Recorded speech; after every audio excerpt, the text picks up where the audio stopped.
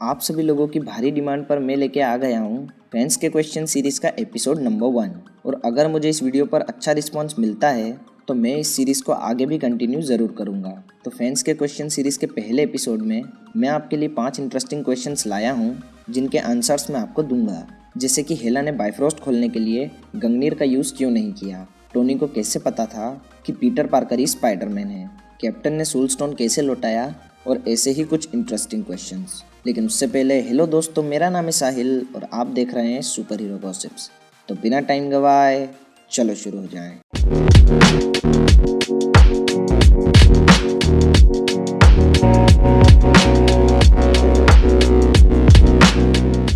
अगर थोर और ओडिन दोनों एक साथ म्योनिर को समन करें तो म्योनिर किसको मिलेगा?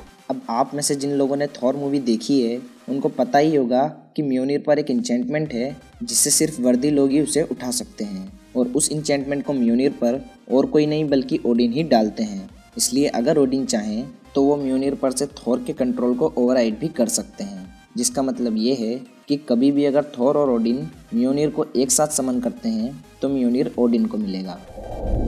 एंड गेम में कैप्टन अमेरिका ने सोल स्टोन कैसे लौटाया?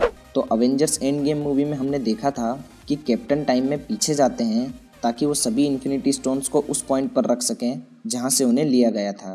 लेकिन यहाँ पर कई फैंस का ये क्वेश्चन है कि कैप्टन को सोल स्टोन रिटर्न करना होगा रेड स्कल को, और Red Skull Captain America the First Avenger movie का मेन विलन था। तो क्या होगा जब कैप्टन और रेड स्कल आमने सामने आएंगे? तो इस पर अगर हम मूवी के राइटर्स की माने तो रेड स्कल अब पहले की तरह नहीं रहा। अब वो एक घोस्ट है जिसका काम है सोल स्टोन को गार्ड करना। सो वो कैप्टन से फाइट तो बिल्कुल भी नहीं करेगा, बल्कि वो कैप्टन से सिंपली सोल स्टोन ले लेगा। अब अगर आप में से कुछ लोगों के माइंड में ये क्वेश्चन आ रहा है कि सोल स्टोन लौटाने के बाद क्या ब्लैक विडो वापस आएगी, तो इसका आंसर है नहीं, क्योंकि सोल फॉर अ सोल वाली डील परमानेंट है। एक बार जिसने सोल स्टोन के लिए अपनी जान दे दी उसे किसी भी तरह वापस जिंदा नहीं किया जा सकता। सिविल वॉर में टोनी स्टार्क को कैसे पता था कि पीटर पार्कर ही स्पाइडरमैन है? तो आप सभी को स्पाइडरमैन होमकमिंग का वो सीन तो याद ही होगा जहां पीटर एक स्ट्रीट पर सूटअप करता है, और हो सकता है कि जब पीटर के पास टोनी का दिया हुआ सूट नहीं था तब भी पीटर ऐसे ही खुले में बिना किसी प्रिकॉशन के सूटअप करता होगा। साथ ही जब टोनी ने सीसीटीवी कैमरे और ड्रोन से लिए हुए सभी फुटेजेस में स्पाइडरमैन का चेहरा देखा तब उसने उस पूरे एरिया में फेशियल रिकॉग्निशन रन किया होगा। और क्योंकि स्पाइडरमैन सिर्फ एक ही सिटी में ऑपरेट करता है, इसलिए टोनी को ये जानने में ज़्यादा वक्त नहीं लगा कि उसका असली नाम क्या है, वो कहाँ रहता है और कहाँ स्कूल जाता है। हेला ने बाइफ्रोस्ट खोलने के लिए गंगनीर का यूज़ क्यों नहीं किया? तो थॉर रैग्नारॉक मूवी में हमने देखा था कि जब हेला को एसगार्ड से बाहर जाना था तब उसके पास बाइफ्रोस्ट की चाबी यानी कि हेमडल की स्वॉर्ड होफंड नहीं थी।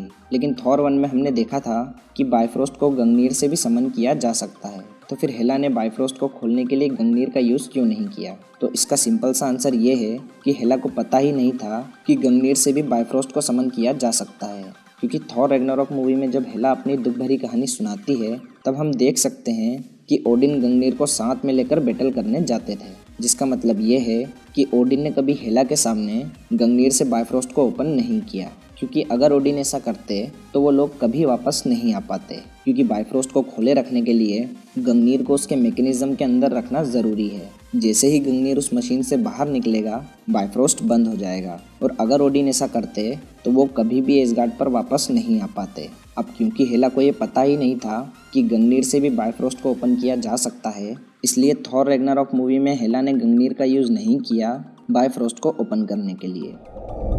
क्या थैनोस इन्फिनिटी स्टोन्स की मदद से उड़ सकता है? अब वैसे तो एमसीयू में ये कंफर्म नहीं किया गया है कि इन्फिनिटी स्टोन्स की मदद से उड़ना पॉसिबल है या नहीं, लेकिन अगर हम लॉजिकली सोचें तो infinity stones Marvel cinematic universe के मोस्ट पावरफुल ऑब्जेक्ट्स में से एक है, और इन्फिनिटी वॉर और एंड गेम में हमने देखा था कि इन्फिनिटी स्टोन से एक चुटकी में आधे यूनिवर्स या पूरे यूनिवर्स को भी ख़त्म किया जा सकता है। तो जो ऑब्जेक्ट्स एक चुटकी में पूरे यूनिवर्स को ख़त्म कर सकते हैं उनके लिए किसी को फ्लाई कराना कोई बड़ी बात नहीं है। और अगर थैनोस चाहता तो वो इन्फिनिटी स्टोन्स की मदद से उड़ सकता था। लेकिन अब आप में से कुछ लोगों का ये क्वेश्चन होगा कि अगर थैनोस इन्फिनिटी स्टोन्स की मदद से उड़ सकता था तो वो इन्फिनिटी वॉर में हमें उड़ता हुआ दिखा क्यों नहीं? तो इसका सिंपल सा आंसर ये है कि उसे ज़रूरत ही नहीं पड़ी।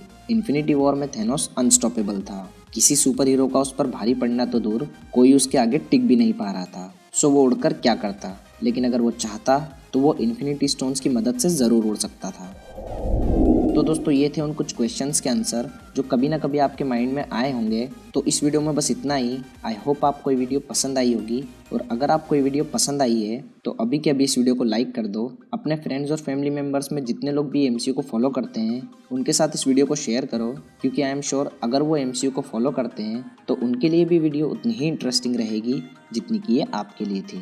कमेंट में मुझे बताओ कि आपको ये वीडियो कैसी लगी, और अगर आपके माइंड में भी कुछ ऐसे क्वेश्चंस हैं जिनको मैं फैंस के क्वेश्चन सीरीज़ के आने वाले एपिसोड्स में इंक्लूड कर सकता हूं, तो उनके बारे में भी मुझे कमेंट में ज़रूर बताना। साथ ही सुपर हीरो से रिलेटेड ऐसी ही और ऑसम वीडियोस देखने के लिए चैनल को सब्सक्राइब करो, ताकि इन फ्यूचर हमारी कोई भी वीडियो आपसे मिस ना हो। एक लास्ट चीज़ और, सुपर हीरो से रिलेटेड न्यूज़, फैक्ट्स और छोटी छोटी अपडेट्स के लिए हमें फेसबुक, इंस्टाग्राम और पिंटरेस्ट पर ज़रूर फॉलो करें। यहाँ पर मैं आपके लिए 2 वीडियोस छोड़कर जा रहा हूँ, जो अच्छी लगे देख लेना।